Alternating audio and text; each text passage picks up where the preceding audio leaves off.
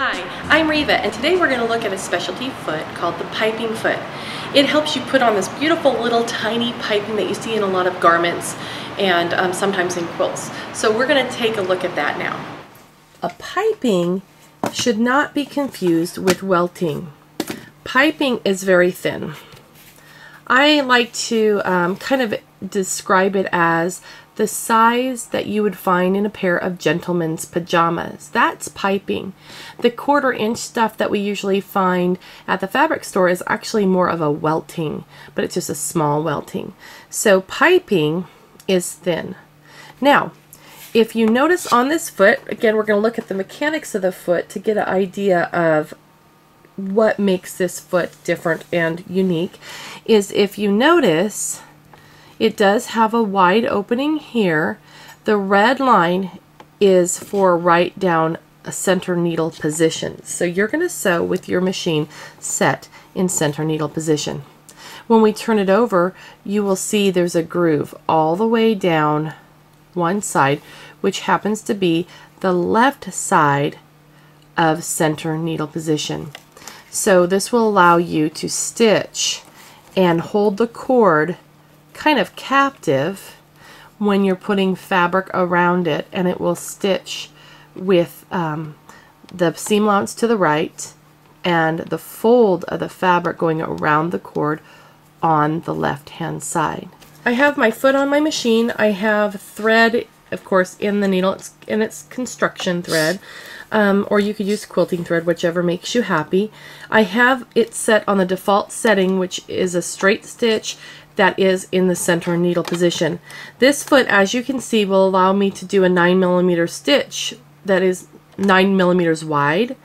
But for simple creation of what we're doing and making the piping, I'm not going to want to move my needle left or right because I want that to just make a beautiful piece of piping. So I'm just going to lay it in here, kind of eyeball it to center.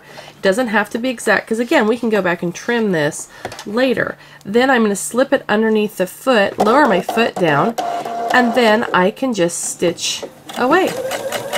And it holds it right there for me. I kind of am I'm kind of a control freak. I kind of want to make sure it's going that way because I don't want to sew over anything, but that channel really does the work for me, so I really don't have to worry much about that at all.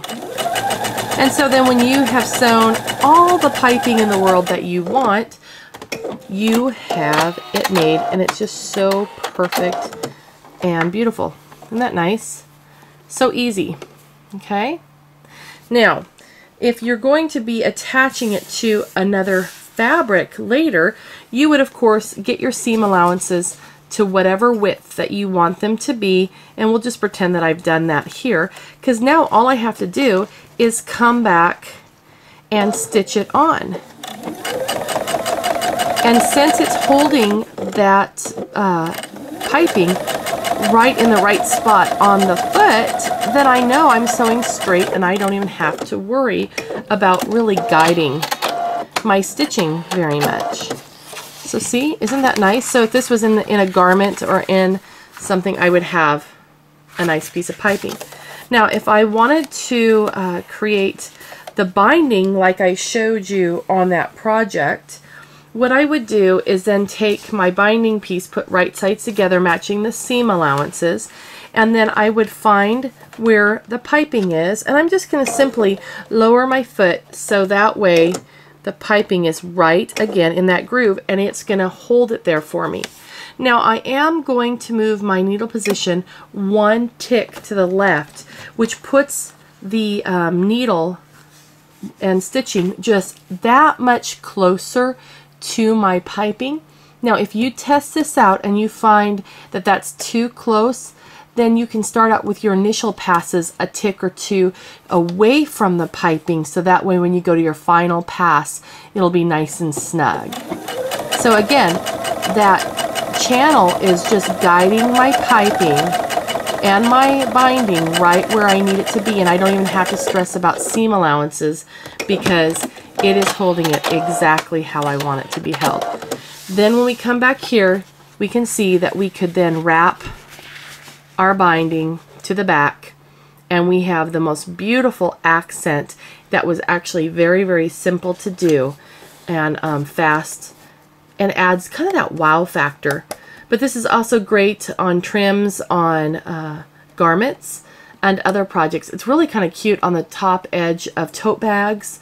So it just gives that a little bit more punch, a little element of refinement, and it really isn't that much more effort. So give it a try. I think you'll enjoy it. I hope you found that pretty inspirational, and there's some great ideas coming into your mind of what you might want to use a piping foot for. So get the foot out, give it a try. It's a lot easier than you may think. So don't forget, play with your feet, and we'll see you next time.